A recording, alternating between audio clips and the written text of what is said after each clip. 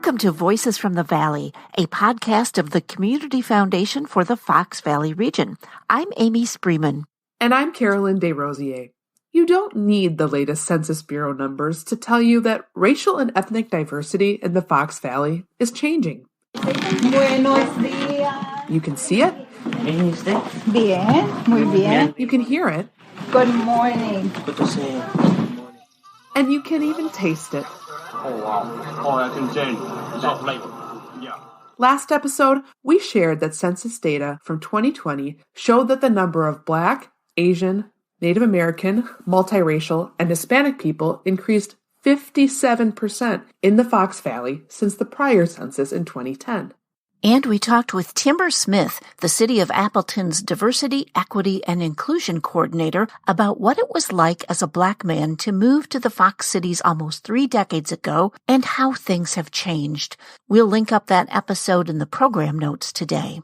For this Part 2 episode, as promised, you're going to hear from Lissette Cruz-Jimenez, a Diversity, Equity, and Inclusion Coordinator for Latinx middle school students for the Appleton Area School District. Lisette's is one of 5 DEI positions in the district, all working to help students feel a little more included in the fabric of the community.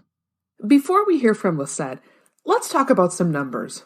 One of the largest shifts in the census data is in the Hispanic population. In fact, Hispanics make up the largest minority group in Northeast Wisconsin. Hispanic and Latino residents of communities along the Interstate 41 corridor between Oshkosh and Green Bay increased by 46% between the 2010 and 2020 census. We're going to link up all the census numbers in our program notes today, which you can find on our website. When we spoke with Lisette last week, she shared what it was like when she moved to the Fox Cities and how hard it was to break through and feel like a part of this community when longtime residents didn't seem to want or need to increase their circles of friends. She's working to make sure that doesn't happen to the next generation. Here's our conversation with Lisette.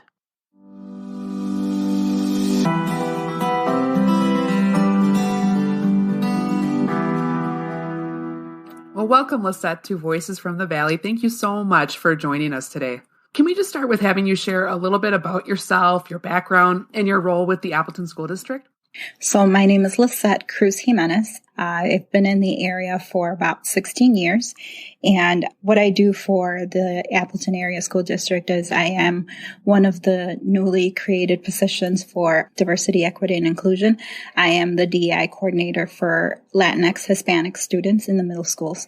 I primarily work at Madison Middle School and Kaleidoscope. So there are 5 others. It's 5 of us on the DI team that are DI coordinators.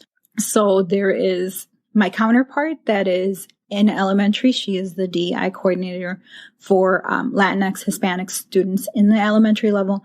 And then there's also my colleagues that are for Hmong students, also elementary and middle school. And then we have a colleague that is for Black African American students.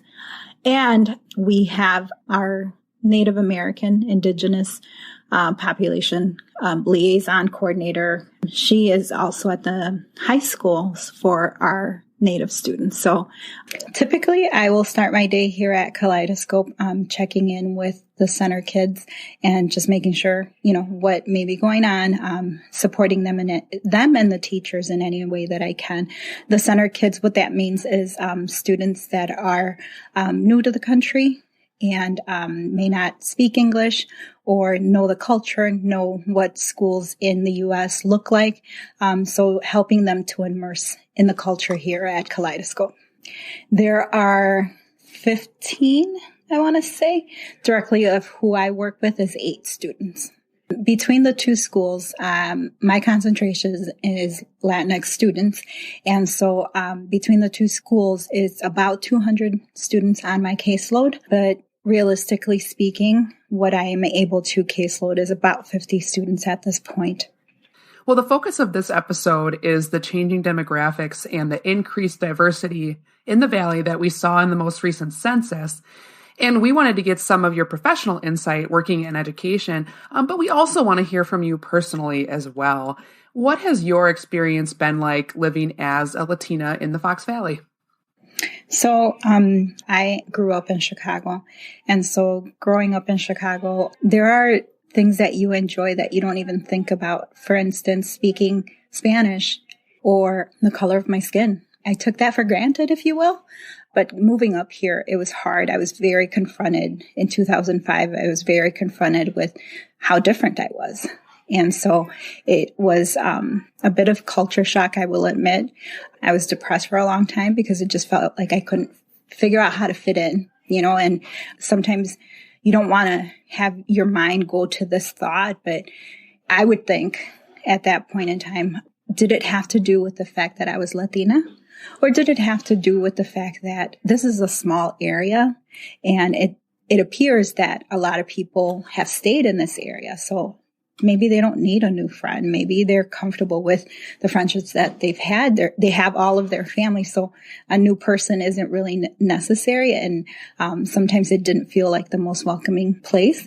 Luckily, I've been able to find other transplanted people to this area and have become really great friends with some people that are from Chicago, but also from other areas that we've kind of gravitated towards each other, and they're not necessarily all Latinas, just people that I guess we were open and seeking friendships because it was a topic of conversation that comes up that it is kind of hard to make as a newcomer to this area, to make friendships.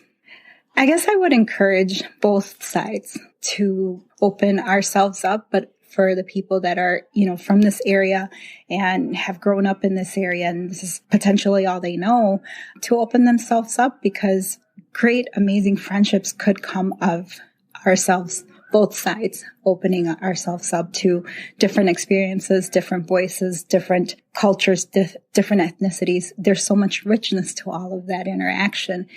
And the possibilities really are endless if we open ourselves up to that. So one of the things that I haven't seen talked about as much yet in the reporting on the census is the fast pace at which we're seeing increased diversity in young people, in childcare centers, in schools. What do you see from your perspective in the Appleton School District when it comes to changes in demographics? So I would agree that the demographics have definitely changed. I can only speak of 16 years ago when I first moved here. My two older kids are very dark hair, and I could go into an assembly and literally pick them out from the crowd. And it gives me a lot of hope that now it's not the same. Our BIPOC population, BIPOC means Black, Indigenous, people of color, and those numbers have risen. It's at 35% for the count that we have from this school year. And so that number is widely changing. And the hope that I have is that the representation in staff and educators continues to rise as well, so that our students have more of a sense of belonging. But I love how welcoming and how accepting my students are towards just everyone. I feel like we have so much to learn from this generation in that aspect of how welcoming and how accepting they really are, and how that can lead so many changes, hopefully, and how that can open our hearts and our minds to differences and accept them just as they are, just as be accepted as what you come and what you present on a daily basis. I work intentionally to create a welcoming space for everyone, that it isn't something that I have to lecture you on or that I have to convince you of. It's that it's natural, that it just happens, because that's the beauty of learning from other cultures and learning from other people and learning from just differences. And I know that some of what I say sounds very idealistic and very I don't see the reality of it, but I do see the reality, and I see the pain that it causes, that racism causes. But my prayer is that if I am able to show you my humanity and I'm able to see your humanity, that in turn helps us to see that there's more that unites us than what could divide us if we allow it to. Mm-hmm. I see it personally for my daughter at daycare, and now she's in 4K at Horizons in the Appleton School District. We've been really lucky that almost every class she's been in since she was 2 months at daycare, almost half the kids have been biracial kids or kids of color. So that as she kind of grows up and looks around and makes friends, hasn't felt like the only one or the odd one out. But I know sometimes depending on where kids live within the district or just their circumstances, there still can be that feeling like, oh, I'm different. But I guess I've been personally pleased that I feel like my daughter's been able to start to grow up in an environment where she feels comfortable, welcomed, and, not alone. And I think it seems like that's really where things are heading in the school district as well. We're talking more and more about this concept of belonging. From what you see, what are some of the reasons that marginalized students, BIPOC students, or their family members might not feel like they belong in their school? I can't speak for everyone. This is my experience. I do think that the lack of representation in our staff and in our educators does affect students because to them, there's a lack of understanding, lack of feeling like they're seen and heard. And so I do think that causes the disconnect. I can tell you that I've had students tell me how excited they were to see a Latina come in to the building. And I can't say that, I'm this magic wand or, that I'm the answer to anything, but seeing someone that looks like you, that can understand maybe like some of the hardship that you've faced, I think that helps our students feel like, okay, there's someone here that's going to get me. There's someone here that's going to root for me and that is going to be there for me unconditionally. And that's what I try to express to my students, that I'm here for them no matter what. That's part of the disconnect. And then COVID just threw a wrench into everything and made the disparities that we all know, but it just brought them to the surface in a greater way. My hope and the work that I do is to hopefully bridge that gap. We're going to take a quick break and be right back.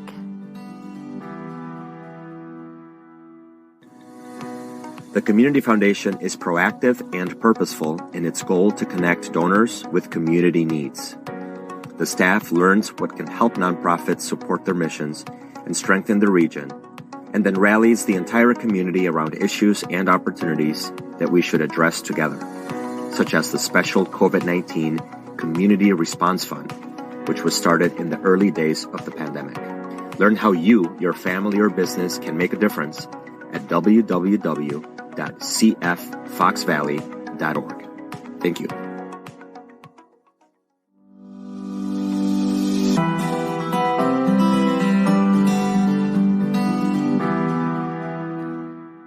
So the makeup of the Fox Valley is changing fast. And I sometimes think about the fact that our elementary school kids today, 15 years from now, that's our future workforce, our future leaders. What advice do you have to people who are in leadership positions right now on what we should be doing to be ready to welcome a more diverse next generation, into our workforce, into our community, our places of worship, all of these spaces in the community where they might be? I really do believe that acceptance and appreciation for differences is what this generation is teaching us all. I will give you an example of both Madison and Kaleidoscope. We have started Latinx Club. And so when I put it in the announcements for both schools, because I am big on including people, I opened it up to whoever wanted to sign up. Yes, it's Latinx Club, so that was a given, right? That it's for Latinx students. However, I won't exclude anyone. That's just something that is not in my heart. That is not how I want to lead. So I had, students sign up, and the first day of club at Madison, we're all in my room, and in walks a very non-Latina student. And all of them get up and they yell her name, and they all come and they hug her, and they're all so excited. And then other kids start coming in, and they're just all so excited to welcome their friends, welcome anyone that wants to learn about our culture. And the group continues to grow at Madison because of that, because the students have grown to some curiosity about what are we doing? How can we learn more about our friends? How can we learn more about what you all are up to? And giving them this safe space for that learning that hopefully translates into that future workforce that, because they've had some foundations of just accepting everyone and learning, being open to learning of someone else's culture and what they bring to the table. Hopefully that will translate and transfer over into the workforce in 15, 20 years, that we will feel like people that come from different backgrounds can feel accepted and valued for who they are. I love that example, and I love that vision, and I'm excited for this next generation. Very excited. Lisette, you were recognized in 2021 with the Fox Cities Chamber Inclusive Excellence in Education Award. Congratulations again. What motivates you to work to make our schools more inclusive? Belonging, being included, I really do think that are basic human needs. And so, because I have experienced being excluded for whatever reason, that has made me very self-aware that any space I enter into, I have the power of inclusion. And so I want to build a bigger table. I want to extend the table as much as we can possibly extend it so that people have a seat there and they have a voice there. And I hope for a world where no kids are left thinking, why can't I just be accepted for who I am? I hope to see that someday, where kids can truly know that it's okay to be whoever, whatever. And I hope that I've contributed positively to that. I'll be back with more of my conversation with Lisette in just a moment. I'm Reg Whitehaven, a local attorney with McCarty Law and a board member for the Community Foundation for the Fox Valley region. The Community Foundation is about connecting the needs of the community with solutions, as evidenced by the Nelson Family Crossing, a walkway linking Kaukauna and Little Chute. I've also seen Community Foundation staff connect my clients to certain causes or charities. I'd like to connect you with the Community Foundation's helpful and passionate staff. Please call 920-830-1290 or go to cffoxvalley.org. The Community Foundation for the Fox Valley region is a great resource for making a local impact while simplifying your charitable giving through a tax-deductible charitable fund. Perhaps you're passionate about certain organizations or want to support causes such as education or pets at the animal shelter, or you're interested in addressing the greatest needs of the community. When you partner with us, we'll share our local knowledge so that you can make a difference today and always. Learn more at cffoxvalley.org. And now here's the rest of my conversation with Lissette Cruz-Jimenez. It's especially fun to get to interview Lisette because you've actually been a volunteer with the Community Foundation these last few years on our grants committee for our Bright Idea Fund. And I just wondered if there was anything you'd want to share about your experience of volunteering with the Community Foundation with our listeners. Yes, I would invite others to find ways to get involved in our community.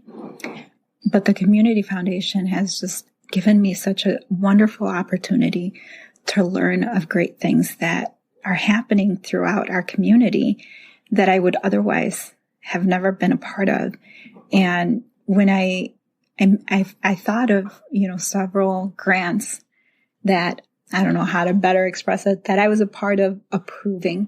And when I think of that great work, it just gives me such a great positive sense of ownership, but also that I belong to this community, that my work belongs to this community, that I'm giving back to this community that at one point felt so foreign to me, but that through volunteering, through being involved in the Community Foundation, it truly has helped to shift that mindset of, I'm a part of this. and I can be a really positive part of it. Well, thank you, Lisette, for the time and the energy that you've volunteered with us. And it's a privilege to get to work with you and to be a part of your story of, what feels like home for you in this community. Is there anything else that you want our listeners to know, either about your experience in the Valley or your work in the schools? I think that we all hold some sort of power, right? We all hold the key to helping others feel included. And so when we see someone that is new to our area, be open to saying hello. Be open to learning of others' culture, of others' beliefs. Just help people to feel as though this can be home for them. I want our listeners to remember that all of us have that in us to be inclusive. We decide. We make a decision every day, and any encounter that we have, we make a decision to be inclusive or not. And I would encourage us all to seek ways of being intentional in welcoming, because our community is going to continue to change. And we're welcoming refugees into our area that are going to look different, that are going to worship different, that are going to eat different than what we're used to. Take a moment to open yourself up to that, because there's no way for you to know whether you could have enjoyed that friendship for years to come.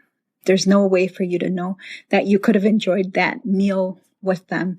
So just be open. But recently we were asked to share our favorite quote by Dr. Martin Luther King.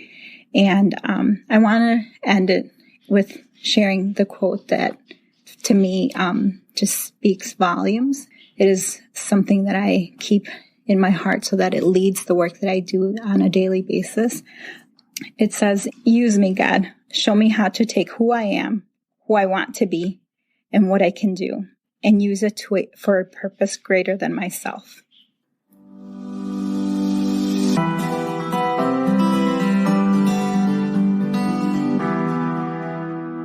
Carolyn, what an incredible interview with Lisette.